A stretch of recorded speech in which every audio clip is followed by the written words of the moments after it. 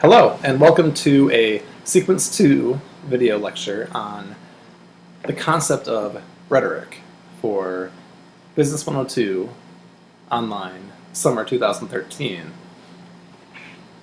Now, for homework today, I know that you are also looking at this document here, this handout on writing in a business context.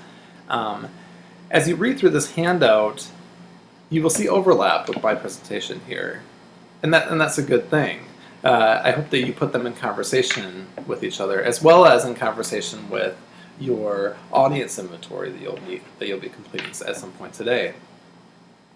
This handout on writing in a business context will link what I'm saying to a business context and professional communication context more specifically. With this presentation, though, I want to very importantly back up and talk about what rhetoric is at a very fundamental level. Now, if you take English 111 at Miami, this concept and this discussion will inevitably be spoken of again. So I hope that it will prepare you for other courses and other work at Miami as well. What is rhetoric? Rhetoric is classically the art of persuasion. Now, one thing you should know is that the study of rhetoric goes back to ancient times, to Greece and Rome, and the writing and thinking of Aristotle and Plato, and the relationship between rhetoric and philosophy. And, it's been around for a while. But today, in the academy and in the university, with so many different majors and minors and areas of study, people sometimes lose track of the fact that rhetoric is really at the heart of everything that we do as communicators, as human communicators. It is fundamental to how we communicate. Classically, it's the art of persuasion. It's about using language purposefully in order to get something done in the world. It's something that allows you to formulate ethical agreement strategies, but also to invent your own responses to the world. Okay, so more philosophical, abstract definitions. Let's get a little bit more concrete. It's about the rhetorical situation. Okay, so to put it more basically, understanding rhetoric is about understanding the rhetorical situation.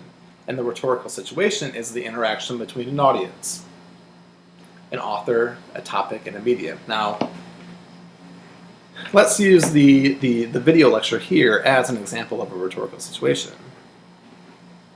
Who's the audience? And that's you, right? Watching this video. But there could be other audiences too, right? Perhaps somebody watching this video 10 years from now might have a different perspective, a different position than you. Might be coming at it from a different angle. The author is easier to recognize. The author is me, of course. Okay. But even if you think about the author, and it becomes more complex, what are the factors that had to come together for me to deliver this lecture? You know, the computer is as much as an author as me, as the human. What's the topic that you're writing about? And what is the medium? Right? In what ways are you delivering your message? Right? So the topic would be the rhetoric and the rhetorical situation. But the medium, well, there's several mediums here.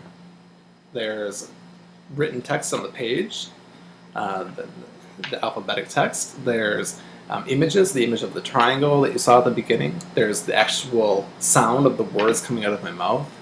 All these things come together to comprise the rhetorical situation. So again, what I mean by medium is alphabetic text, yes, but then other things, yeah, images, sound, and certainly in today's professional climate and in any university, it's important to understand the interaction of different mediums, especially as we move towards increasingly more digital forms of communication and technical communication. It's not just about typing up a perfectly well-written document anymore. It's about understanding different technology platforms, PowerPoint, Prezi, all these things. So the rhetorical triangle. Now these terms will come up again on your handout on writing in a business context. But I want to try to put a definition to each of these terms. So ethos, pathos, and logos.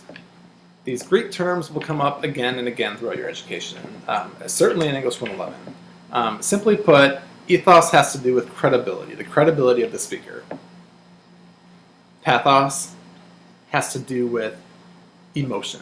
How are you connecting with the emotions of your audience? Logos has to do with the subject. How are you presenting the material? And is it evident that you presented your research and well-documented facts that are backed up by statistics and evidence? So you can find this PowerPoint, of course, on Nika. I will post it there, and through our post right here. But here are some more specific definitions of each of these terms. Ethos refers to the author, the speaker, again. What experiences and claims to authority qualify an author to speak or write? Who speaks matters. That's what you're thinking about here. Now, certain people have instant credibility. Perhaps a CEO of a company, and simply the word CEO next to Mark Zuckerberg's name of Facebook, for example, might give him instant credibility in certain people's eyes. But we also have to work to be recognized as a credible person. For example, if you're delivering a new product to a client, or unveiling a new marketing plan, you might only have 15 minutes to really make an impact. And how do you develop your credibility? Right? What do you do? Pathos has to do with emotions. And how are you connecting to the emotions of your audience? Right? You could have a perfectly well-written document, grammatically correct, but and that document could even be well-researched, well put together, but if you're not connecting with your audience, or if you're not giving your audience what they need, then you're not going to be effective. Your message is not going to be effective. Finally, logos has to do with the subject, and it has to do with logic. It's the logical appeal. It's thinking about factual support, use of sources. Now, understand that these three terms overlap quite a bit. So if you use factual support in your writing, and you back up what you're saying with well-documented research, then you're probably going to gain some credibility in the eyes of your audience, right? But even a very important historical fact could also have an emotional impact on your audience. So if we go back to the rhetorical triangle, you really need to think about how these terms blur and come together.